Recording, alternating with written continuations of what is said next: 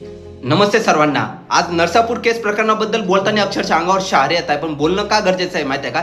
3 वर्षाच्या मुलीवर रेप करून तिची हत्या करण्यात आली. ज्या व्यक्तीने त्या व्यक्तीची लहान मुलीची हत्या केली आहे रेप केल्यानंतर, त्या व्यक्तीवर ऑलरेडी 2 केसेस होत्या. त्याच्यानंतर पॅरोलवर सुटका करण्यात आल्यानंतर तिने अशी घटना केली आहे. आता 3 दिवस मीडिया कव्हरेज चालणार आहे चांगल्या पद्धतीनं, आणि चौथ्या दिवशी मीडियामधनं ही बातमी साईडलाईनला होणार आहे. आणि त्याच्यानंतर तिचे आईवडील काय करताय, कोणाला काही फरक पडणार नाही आहे. आणि ही सध्याची देशाची परिस्थिती. आज त्यांच्या घरी घटना घडली, उद्या तुमच्या घरी सुद्धा घटना घडणार आहे. त्यावेळेस सुद्धा नाही का अशी तुमच्यावर परिस्थिती येऊ नये म्हणून तुम्हाला मी सांगतोय. काय सध्या देशात इथून मागं संपदा मुंडे केस प्रकरणामध्ये काय झालं, संपदा मुंडे केस प्रकरणामध्ये सुद्धा आश्वासनं भेटले आणि त्याच्यानंतर रिझल्ट काय, त्यांच्या आईवडील काय करतात, कोणाला याच्याबद्दल काही कल्पना नाही. मालेगाव केस प्रकरणामध्ये काय झालं, 3 वर्षाच्या मुलीवर रेप करून तिची हत्या करण्यात आली. 3 दिवस मीडिया कव्हरेज चालले, चौथ्या दिवशी मीडियामधनं साईडलाईन गेली. आज कोणालाच त्यांच्या आईवडील काय करतात, कोणाला याच्याबद्दल काही कल्पना नाही. ती केस कुठपर्यंत पोहोचली असं समजलं. प्रश्न काय आहे माहिती आहे का, कोपर्डीच्या प्रकरणामध्ये सुद्धा तेच झाले. अनेक वर्षापासून केस पेंडिंग आहे, अजून रिझल्ट भेटलेला नाही. आणि कॅन्डल मार्च किती दिवस तुम्ही कॅन्डल मार्च काढणार आहे?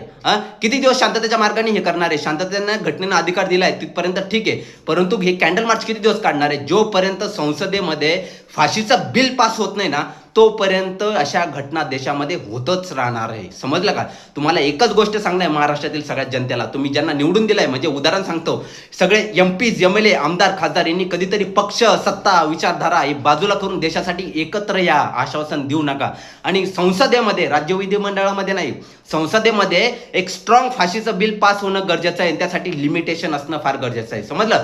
टाइमलाईन असणं फार गरजेचं आहे. आणि ह्या बेसिसवरच सुप्रीम कोर्ट, हायकोर्ट डिसिजन घेते. राज्य विधिमंडळाच्या कायद्याच्या बेसिसवर डिसिजन घेत नाही. हे गाजर आम्हाला दाखवू नका. समजलं का? ही घटना फार गरजेचं आहे, याला गंभीराने घ्या. सो गॉट माय पॉईंट.